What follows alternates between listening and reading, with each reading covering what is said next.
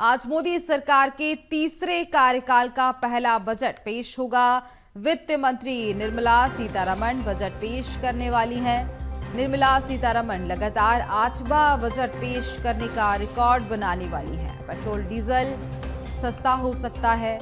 10 लाख तक की कमाई टैक्स फ्री होने की उम्मीद। मध्यम वर्ग को राहत की उम्मीद भी इस दौरान मिल सकती है। तो पेट्रोल डीजल सस्ता हो सकता है। 10 लाख तक की कमाई टैक्स फ्री होने की उम्मीद भी है। मध्यम वर्ग को उम्मीद की राहत इस बजट में मिल सकती है।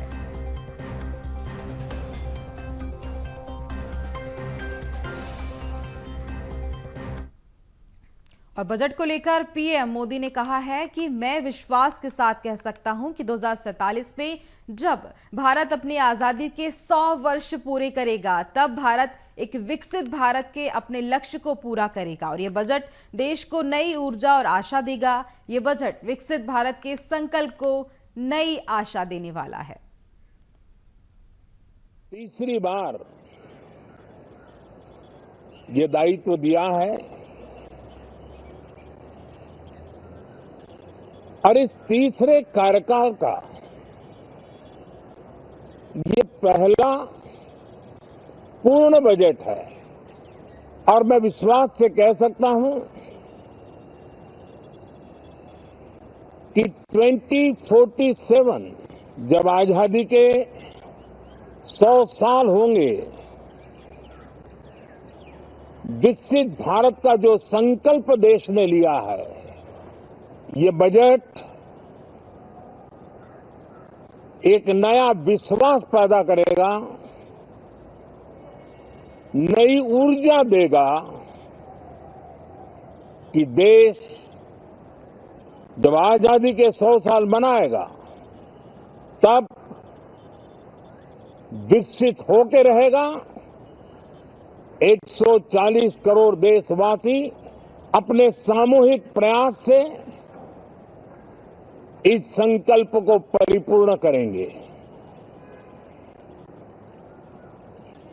तीसरे टर्म में हम मिशन मोड में देश को सर्वांगीण विकास की दिशा में, चाहे वो भौगोलिक रूप से हो,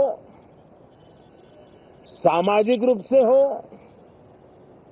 या आर्थिक भिन्न भिन्न स्तर के संदर्भ में हो, हम सर्वांगीण विकास के संकल्प को लेकर के मिशन मोड में आगे बढ़ते जा रहे हैं।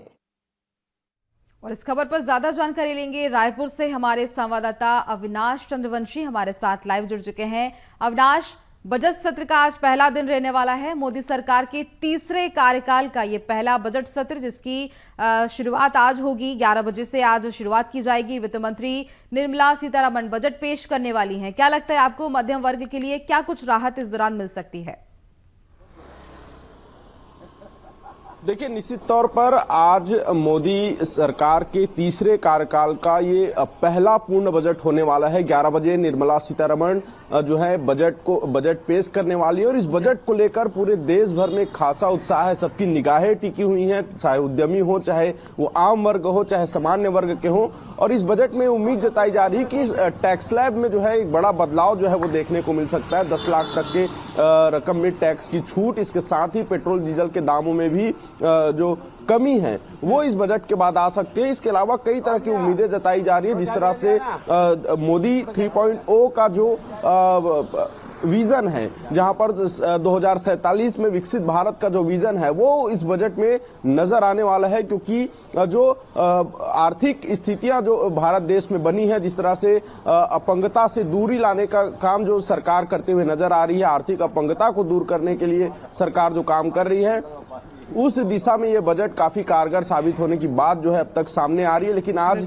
11 बजे पता चल पाएगा कि किस तरह से ये पूरा बजट रहेगा, किस ओर सरकार का सबसे ज्यादा रुझान है। नौकरियों, युवाओं को रोजगार से लेकर मध्यम वर्गीय परिवार के लिए कई बेहतर चीजें आज इस बजट में हो सकती है। और इस प्रकार से आज 11 बजे केंद्रीय वित्त मंत्री निर्मला सीतारमण पटल पर बजट रखेंगी। इससे पहले तमाम सर्वेक्षण भी किए गए थे। कल वो सर्वेक्षण के आधार पर भी कई जानकारियां दी गई थी।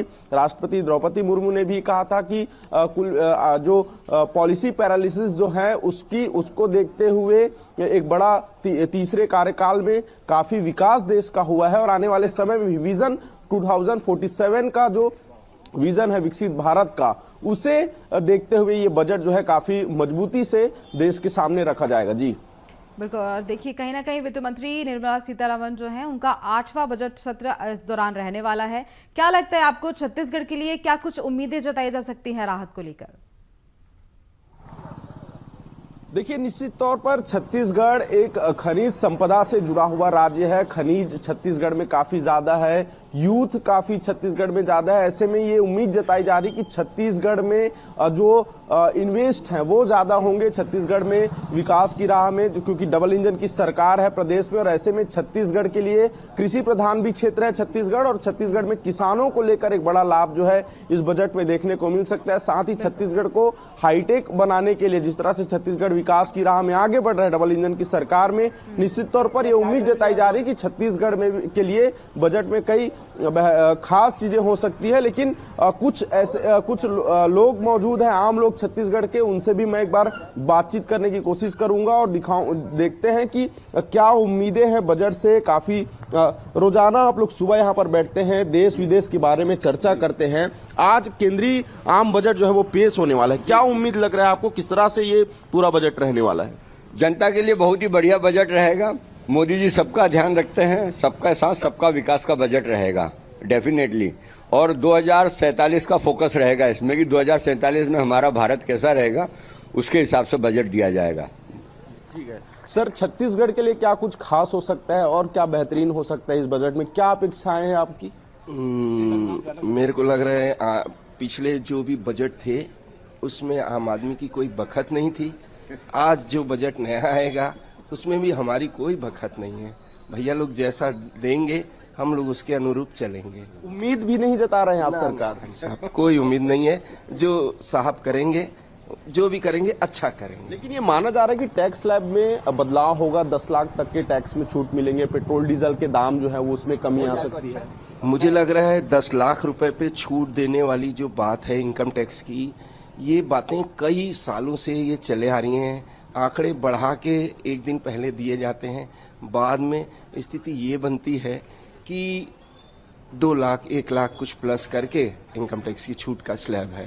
ठीक है, चलिए, अलग अलग उम्मीदें हैं, सबकी अपनी अपनी राय है। लेकिन कुछ का मानना है कि ये बजट जो है 2047 विजन डॉक्यूमेंट के लिए, विकसित भारत के लिए सबसे मजबूत बजट होने वाला है। तो कुछ का मानना है कि सरकारें बजट जरूर लाती हैं लेकिन उसका फायदा जो है कोई आम लोगों को उस तरीके से नहीं हो पाता है। लेकिन उम्मीदें काफी ज्यादा है। जी बिल्कुल। अब आज 11 बजे के बाद ही पता चल पाएगा कि किस तरह से बजट पेश हो रहा है, क्या राहत मध्यम वर्ग को मिल पा रही है। फिलहाल अविनाश, आगे भी हम आपसे जानकारी लेंगे, बने रहिए हमारे साथ।